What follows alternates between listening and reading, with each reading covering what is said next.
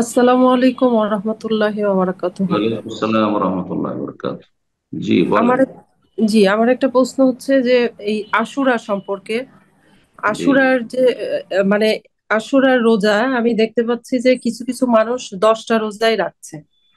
তো এখানে কি আমরা 10টা রোজাই করব নাকি 2টা রোজা করব?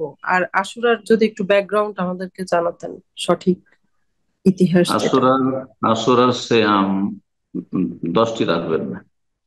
নবী সাল্লাল্লাহু আলাইহি ওয়াসাল্লাম সাহাবারা 10টি রাখেন। জি, এগুলো দেখেন, যারা এত বেশি বাড়াবাড়ি করে নফল কাজ করছেন তাদের অনেক ফরজ গায়েব হয়ে আছে। আমি জানছি সব লোকদেরকে, সব ভাই বোনদেরকে, নতুন নতুন হেদায়েত হয়েছেন খুব আবেগী হয়ে, এখনো মেয়েরা হারামে জড়িত।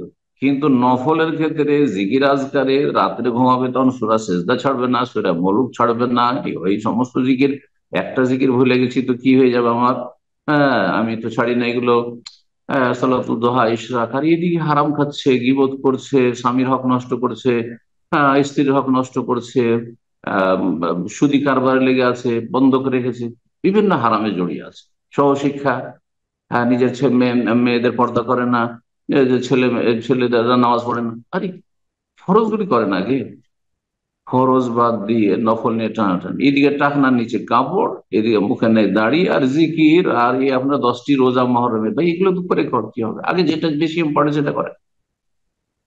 তো আমি যেটা বলতে চাইছি যে কিছু আলেমরা বা সাধারণ বড় আলেমরা, আমি জানি না, ধরুন মহরম মাসে নবী সাল্লাল্লাহু আলাইহি ওয়াসাল্লাম কোন সাহাবী এইভাবে রোজা রাখেন।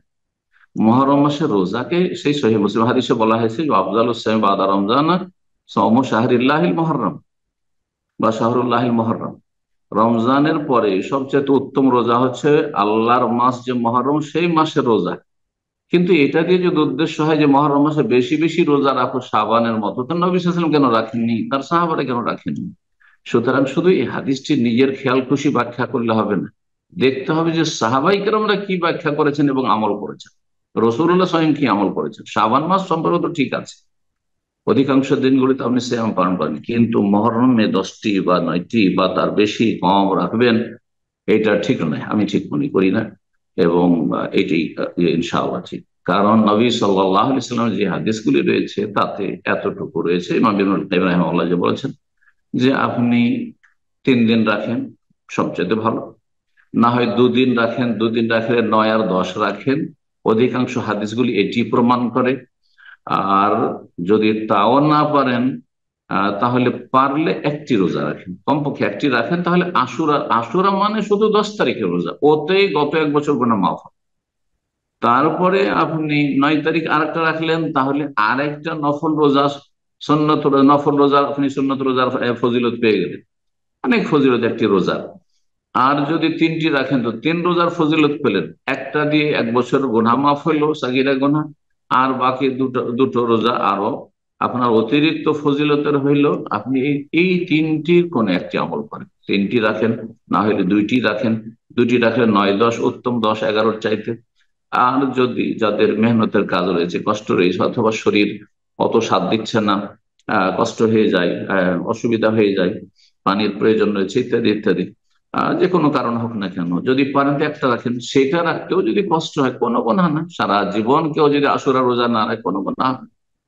যাদের কিডনির সমস্যা আছে, যাদের বিভিন্ন রকমের সুগারের সমস্যা আছে, রোজা রাখলে মানে শারীরিক মানে সুস্থতা ব্যাহত হয় অথবা ক্ষতি হয়ে যায়, ক্ষতির আশঙ্কা রয়েছে, তাদের বলবো আপনি রোজা রাখেন না, রোজা রাখেন না এই নফল রোজাগুলি। রমজান মাসের রোজাগুলি রাখতে হবে। সেই ক্ষেত্রে তো আল্লাহ ছাড় দিয়েছেন স্থায়ী রোগীকে, যে তোমরা ফিরিয়ে দিতে পারো, যে আল্লাহ তৌফিক দান করেন। আর যে বিষয়টি বললেন যে এর ব্যাকগ্রাউন্ডটা, আশুরা রোজার সম্পর্ক মূসা এবং ফেরাউন। মূসা আলাইহিস সালাম কে আল্লাহ রাব্বুল আলামিন তার কওম মুমিনদেরকে, বনি ইসরায়েলদেরকে নিয়ে আল্লাহ সেই দিনে বিজয় দান করেছিলেন। তো সেটি ইসলামের বিজয় দিবস। আর আল্লাহর দুশ্মন ফেরাউন এবং ফেরাউনের জালেম সেনাবাহিনী তার অনুসারীদেরকে আল্লাহ ডুবিয়ে ধ্বংস করেছে। এই ঘটনাকে কেন্দ্র করে ইহুদিরা মদিনাতে রোজা রাখছিল। নবী সাল্লাল্লাহু আলাইহি ওয়াসাল্লাম বললেন যে তোমাদের সম্পর্ক মুসার সাথে হচ্ছে মিথ্যার সম্পর্ক।